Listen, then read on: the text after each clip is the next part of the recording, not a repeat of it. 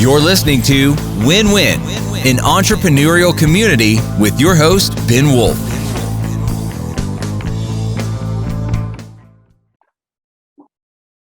Welcome to the Win-Win podcast. This is your host, Ben Wolf. As always, happy to have you here and happy to have this conversation today, which is the 4 quote unquote disabilities that make people great entrepreneurs. I want to ask people to pause, leave a review, comment, like, follow, whatever it is that you are allowed to do on the platform on which you are listening to or watching this so that it becomes accessible to more people. But with that, I want to get into introducing our guest today, who is the author of the book Epic Business and a new book, Epic Life, How to Build Collaborative Global Companies While Putting Your Loved Ones First. Link to get that on Amazon is going to be in the show notes and in the social media. He's the founder and CEO of a PR firm, BR Epic Communications. He's a fellow member that I actually met originally through the Strategic Coach Program.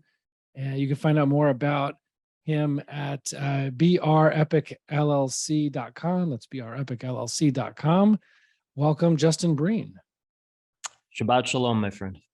Shabbat shalom. Nice to have you here. Nice to meet you and be able to have this conversation. So I guess, before we get into the details, I guess I would love to give people a little context and background, quick 2-minute background on you and, I guess how you got to, I guess your story to the extent, especially that it gives people context to understand what we're talking about today.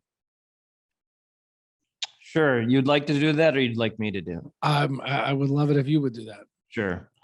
Yeah, I can hear your 8841 Colby in full effect here. I'm 8671. So if you injected a little bit of quick start into you, it would be me. And then my wife is an 8742 stabilizing human. Thank God. I found people like usually higher quick starts, marry lower quick starts. It's like visionaries,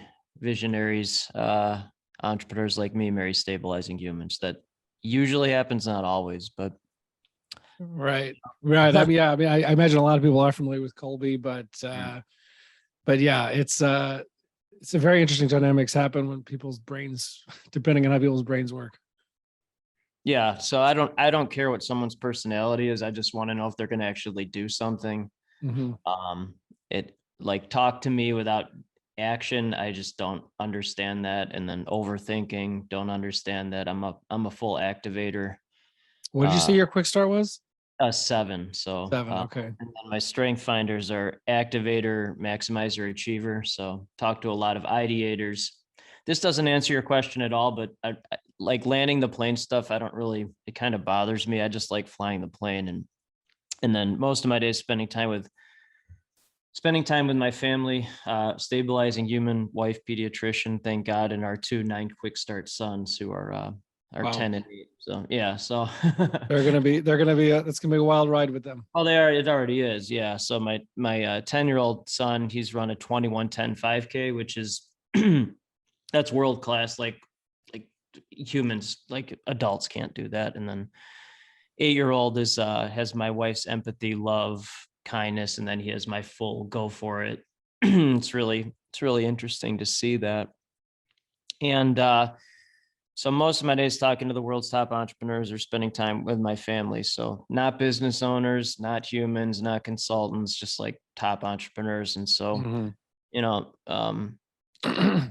entrepreneurs like that, they're the most damaged people with the best coping skills. And so, they use those coping skills to create, massive companies, wealth, employee count, that stuff. And then certainly not always, but many times at the expense of having a family, of having anything meaningful.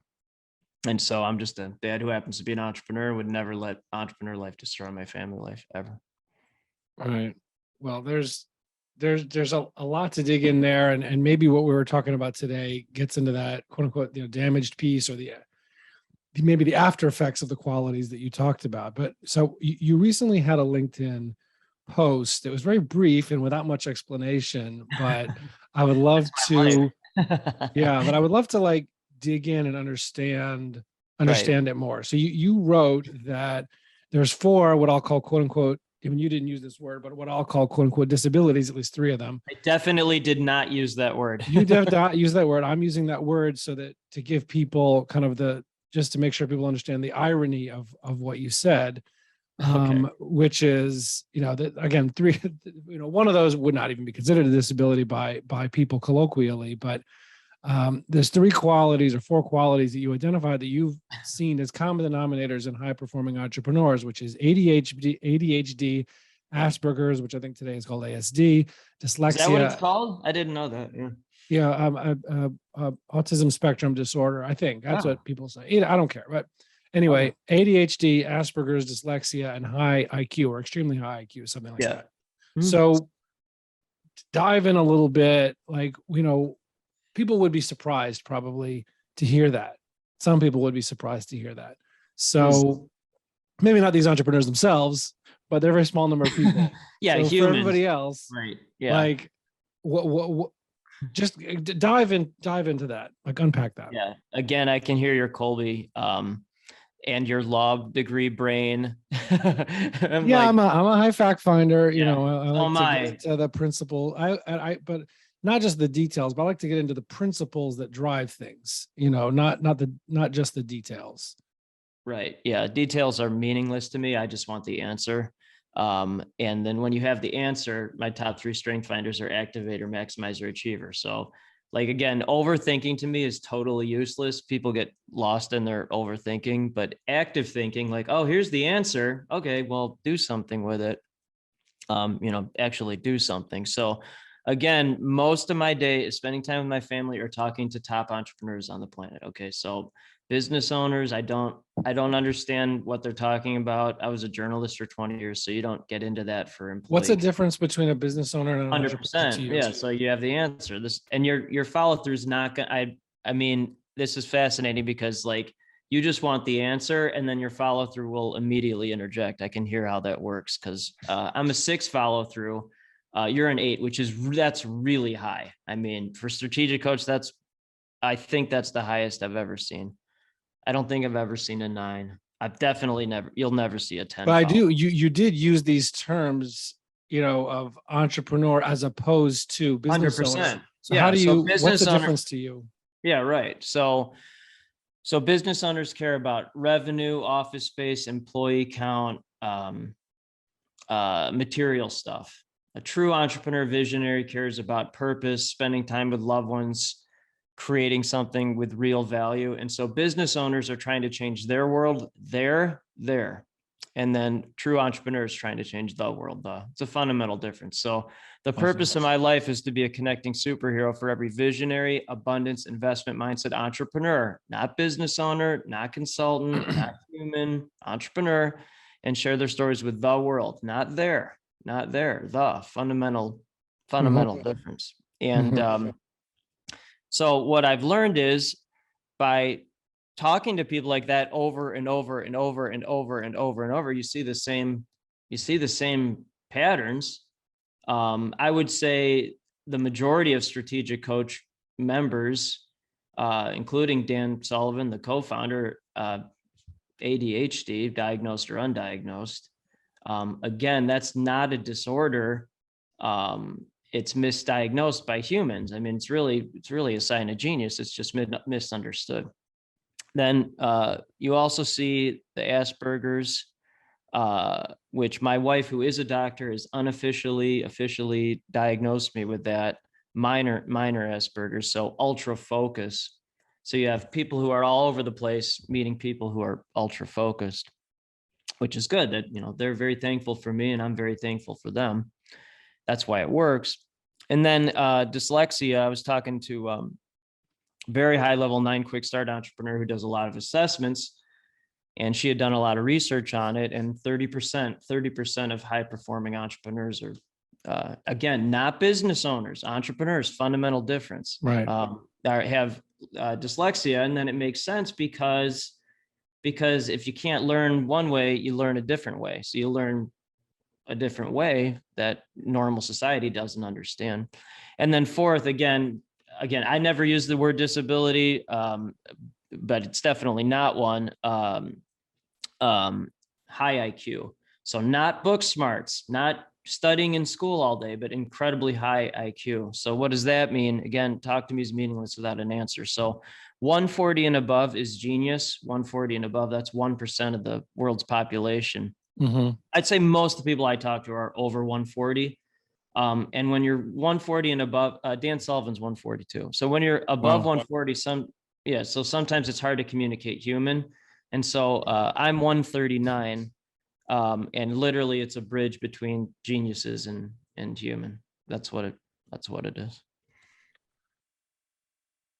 Walk us through a little bit. Why does, let's just assume somebody's not intuitively understanding the connection. Top entrepreneurs will understand things. Exactly what I'm talking about.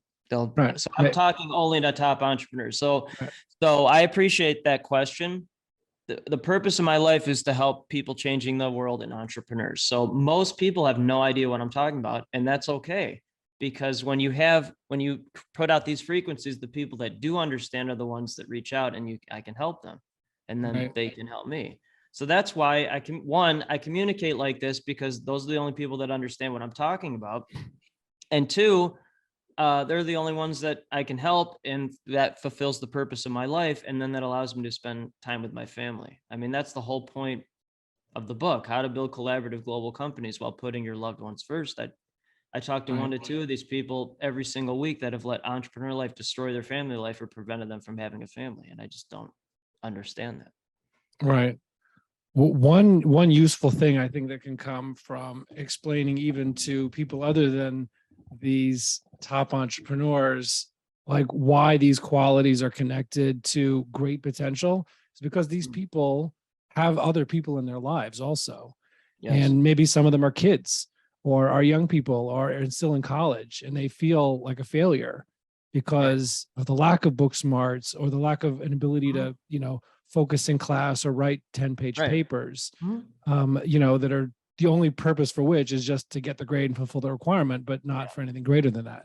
So, I guess for people in these either current or potential future great entrepreneurs' lives, well, I guess how would you explain why their husband, wife, kid, colleague, friend, student with ADHD or Aspergers or dyslexia, high IQ is not as hard to understand, is actually a recipe for greatness if they could channel it or have the right opportunities or be freed to be themselves. Help people understand. Like, I guess maybe just pick one, pick Asperger's, maybe like walk more into that. Like, why is that a superpower?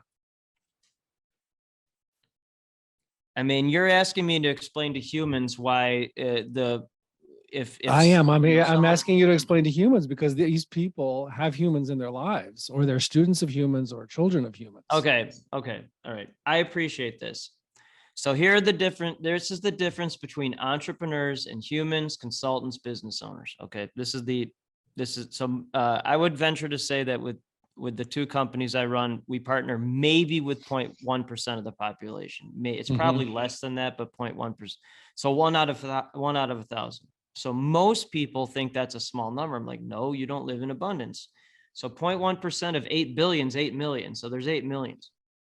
So people like that are usually aliens within their own family, community, and vertical. The only people that understand this. So you're asking me to explain to parents, hey, your child's an alien. That's okay. That's probably not just okay.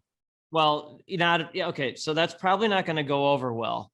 So this is what separates entrepreneurs who are like that, is that I've not met one that hasn't overcome at least one of the following 4 things. Most are 2 or 3, and then there's a lot of all 4s. Higher up this is what separates entrepreneurs from everyone else. Higher up on the totem pole, it's all 4. So the 4 things are bankruptcy or potential bankruptcy, 2, depression, 3, the highest level of anxiety that you can imagine, and 4, likely and or possible traumatic experiences as a child or young adult. So humans, business owners, consultants, that's excuse. Those are excuses. Entrepreneur at the highest level, figure it out. Now, many times, not always, but many times those coping skills, entrepreneurs most damage people with the best coping skills. Those coping skills are used to create these massive things, but again, many times at the expense of having anything meaningful in their life. Right.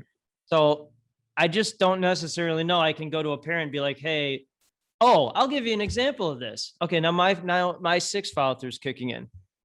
I have talked to, because I go out into human world. My sons are, on travel soccer, travel baseball, running. I talk to, every now and then I'll see a kid like that.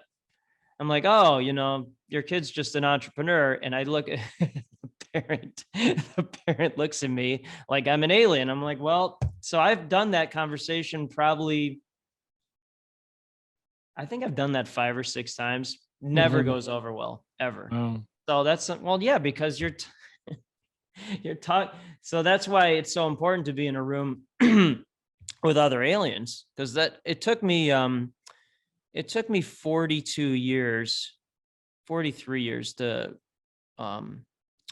really find people. I'm 45 now. It took me 43 years to really find out or find people who actually understood what I was talking about. And I found out that they were the people in, Strategic Coach 10X and Free Zone, and then Abundance 360 Summit. So it was interesting to land the plane. It was the 25K a year room. Those are the only people that understood what I was talking about. But just kept making bigger investments to be in smaller rooms. And then, oh, hey, finally, here's a room where people actually understand what I'm talking about. Right. I want to dive into one thing you said a couple of times. You talked about how they're the most damaged people and how they oftentimes have these traumatic experiences. Why did that become why does that become a commonality? What makes that become a commonality? Well, so of those 4 things, I'm 3. The only one, knock on wood, I've never had to worry about is bankruptcy or potential bankruptcy. I found the really sick, the super successful ones, they've had all 4. There are some exceptions to that, but like Dan Sullivan was bankrupt and divorced on the same day. Yeah, he talks about that in his book. That's a crazy story. Well, that's entrepreneur. I mean, I have one PR partner with the PR firm. I mean, this is not typical, but it is kind of a typical entrepreneur story. I mean, in some capacity, like, so he grew up in, this isn't funny, but you can only laugh at something like this, but he grew up in Burma, not Myanmar, Burma. His grandfather was decapitated when he was a kid. Well, this is entrepreneur. I mean, most people can't do this. That's why they're not entrepreneurs. They're, so, and then, so he went to Hong Kong with his dad, as a kid with a couple bucks in their pocket. They created 2 8-figure businesses. And then he started another one. He's older now, obviously. So he created an at-home robot that helps people with like dementia and Alzheimer's, because his mom has dementia, Alzheimer's. So it's like has a pill dispenser, keeps people company. But that's entrepreneur life. Most people can't do that. That's why they're not global entrepreneurs. And I do think that's where the high IQ plays a part in it, or the high EQ. Like a regular human being isn't going to be able to do that. They're just not. They need some type of superpower to be able to do it. So like with my first company, 0 business background. I still don't know what an S corp is because I think it's funny, like to actively not learn what that is. But Job Seller was cut in half as a journalist, couldn't find a job. Incorporated with 0 business background, reached out to 5,000 people to find first 5 clients. So 1 out of 1,000 said yes. While I was working full time at half the salary. So most people can't do that. That's not why they're not entrepreneurs. And so got the 5th client and then resigned the next day. And then Robert Feeder, at the time, he was the top media columnist in the Midwest. He's since retired, which is also interesting, but he did a story. It started my own firm. So that was February 10th, 2017 to June 5th, 2017. So that's nothing compared to what most of the people I've talked to have gone through. Now that's not even, that's amateur hour compared to, and I'm not discounting it, but that's entrepreneur life. That's what it is. Right.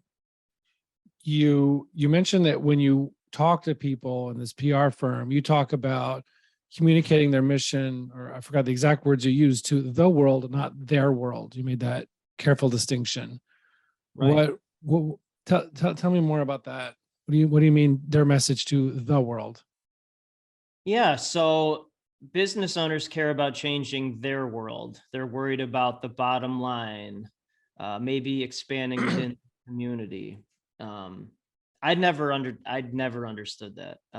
For 20 years as a journalist, it was always about writing about cool people changing the world. And so now running a PR firm and a global connectivity platform, it's about writing about and connecting cool people changing the world. So that means a global audience. That doesn't mean your, local paper, which is fine, by the way. That's fine. There's still value in that. But what I've seen, especially since COVID, and saw this before COVID, but really since COVID, is that shows like these are actually replacing mainstream media in terms of relevance and importance for three reasons, because turn everything into a pattern. One, the host is usually an entrepreneur, not a journalist. So they're coming from a place of abundance, not scarcity. Like an entrepreneur would never, a journalist, a business journalist would never be able to ask a question that an entrepreneur would. They just don't think like that. One, because I was a journalist or an entrepreneur who happened to be a journalist for 20 years and then surrounded by journalists. They just don't think like entrepreneurs do at all. It's the opposite. And then two, you can do a deep dive on someone, 30 minutes, 45 minutes, an hour. So it's not like a drive-by interview. You really get to know someone. And then three, the audience this is what I've seen as the most important. The audience might not be as large quantity-wise, but it's a far more qualified audience. I'm guessing humans aren't listening to this. Maybe they are. I mean, I doubt There's it. probably a mix. I would think there's a mix. Well, the humans have if they're still listening to this, I'd be surprised. But the top entrepreneurs, tell me on this, if you get feedback from someone who's was like, oh, this is really interesting, I'd be curious about that. But usually what happens is I'll talk like this, and then people will tune out. And then then, that's most people, but then the right ones will be like, oh God, where has this person been? And maybe that answers your earlier question. Like people who are the aliens that the parents didn't know what to do with them. They're like, oh, there's finally someone who understands what I'm thinking. Right. And those people reach out. Right. You mentioned that people don't have, or that people very often will not have successful personal relationships. Mm-hmm.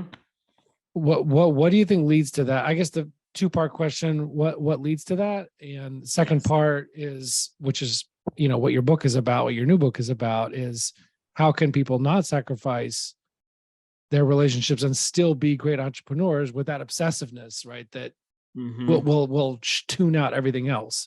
But like, what leads to that? And what could people who fit this description of great entrepreneurs do to have great relationships, not sacrifice their human life? So it's a great question. I was talking to Gino Wickman earlier this week. We were in 10X together. Gino's a great guy. And he was telling me, I wrote this article for Inc. magazine about those four things: the bankruptcy or potential bankruptcy, 2, depression, 3, the highest level of anxiety that you can imagine, and 4, likely and/or possible traumatic experiences as a child or young adult. He said he's going to share that article with his community. I was thankful for that. And he's like, well, there's actually a fifth. And I go, oh, tell me, because I just want the answer, right? I don't, just give me the answer. He's like, addiction. I'm like, oh, okay. Yeah. I think addiction's tied into those 4 things. And you said it, obsessiveness. You said, that's what you said. And so what I see with a lot of these entrepreneurs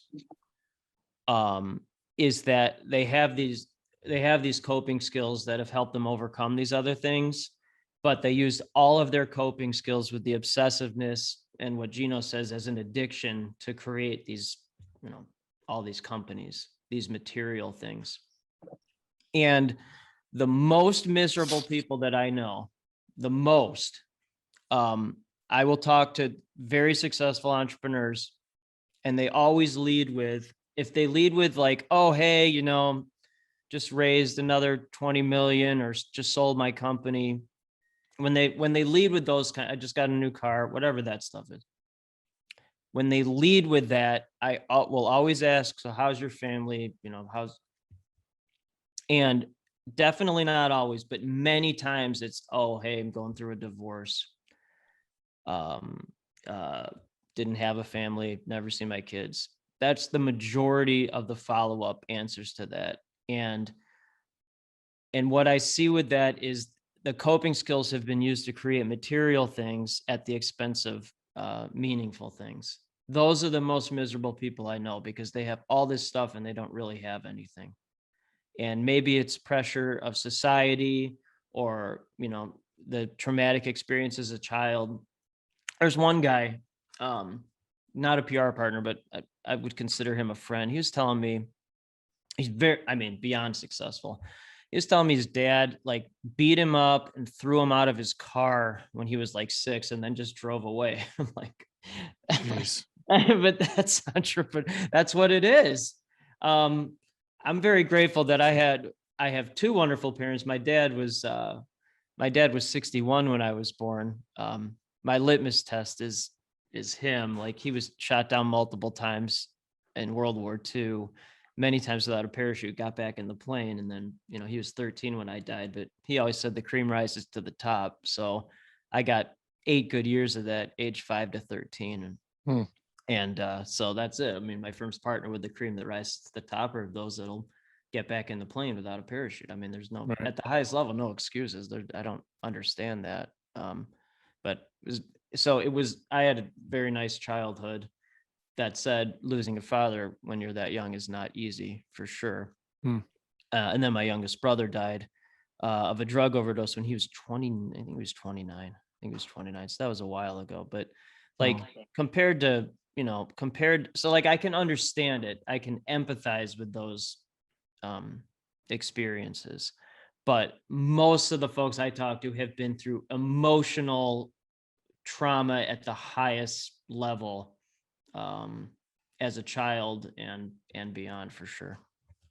So how do people so what's 1 or 2 points people can take away for how they can not let their coping skills drive out everything else in their life, and not become like those people you talk with who, have no family or no connection with their family? Well, I mean, so one, thank you for asking that too. That's literally why I wrote the book. I mean, how to build collaborative global companies while putting your loved ones first. Like, oh, wait, whoa, hold on there. You can do that. I'm like, that's well, possible, right? Oh my God. Yeah. Well, what? Yeah. I mean, so again, talk to me is meaningless without an answer. So there's what's the action? Yeah, right. Well, I'm an activator, so literally every chapter is an actionable step. And you asked for 1 or 2. I would say, yeah, just let me, I mean, we could talk for the next hour and a half, I guess. You could walk me through the book, but can't. But yeah, so I would say the number one thing is the chapter for answering your question is winning the wrong game. Like, if you're winning all this stuff with the revenue, office space, employee count, but you have nothing besides that, then asking yourself, are you winning the wrong game? I think that's the simplest thing. But really, like, at the highest level, there are no excuses, only action and investment. So if you don't take action yourself to fix the problem, then, I don't understand that. So, it's really about taking accountability for yourself. What I have seen is many times it takes folks a little bit longer to do that. It might be their 2nd or 3rd marriage where they finally figured it out. They're like, oh, hey, Justin, I was killing myself for 20 years before I realized that. And really, that's why I wrote it, because I'm like, well, you don't have to do this for 20 years. You can actually make it collaborative. And, within my own family, I've, cold bleed my kids already. Again, they're 10 and 8. They're both 9 quick starts. And we talk about simplifier versus multiplier. We talk about the great things that entrepreneur life has to offer. We talk about the ups and downs. And, it's really about including your family in that, as opposed to separating it. Right. That's a great takeaway. I mean, look, it's one tip of the iceberg. Look, people, again, people want to get more into that. It's Epic Life, How to Build Collaborative Global Companies While Putting Your Loved Ones First. We've got the link to it.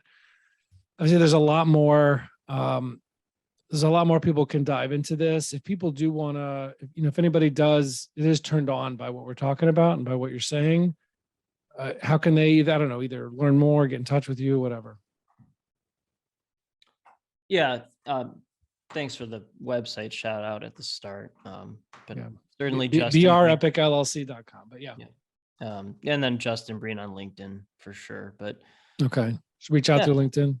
Yeah, that's fine. Fair enough. Well, I appreciate this. It's a very unorthodox conversation. I know I'm an Orthodox Jew, but it's a very unorthodox conversation, which I appreciate. Not a conversation that people often get to have. So I have 5 like these every day. That's my point. I literally, these are your conversations, right? Well, I don't understand. I don't have these conversations that often. Maybe I'm an alien, but no, well, that's what I mean. I would say that, that was an interesting use of orthodox, unorthodox, but that's what I mean. Like regular conversations for me are boring because they're not how my world works. And once you know the answer and embracing, your differences, I mean, that's important. Embracing the weirdness. I guess that's advice for I love that. I love that. And somebody else in the strategic coach workshop I was in with you last week mentioned this book by Peter Shankman, Faster Than Normal, talking about how the ADHD brain, is faster than normal, how it's a superpower, and just like all kinds of tips and tricks on how to channel it and not view it as a disability. You might appreciate the book, but anyway, it's, something it's given me a lot to think about. I think it dovetails with this conversation. So, really appreciate this. And hopefully it's succor to some of the aliens out there, and that it clues people in if they could stick with the conversation through the end about maybe people in their lives who are aliens. If you have an alien child, recognize that it's a superpower. It's it's the yellow sun of Earth. Giving sun. Giving I have an idea for you.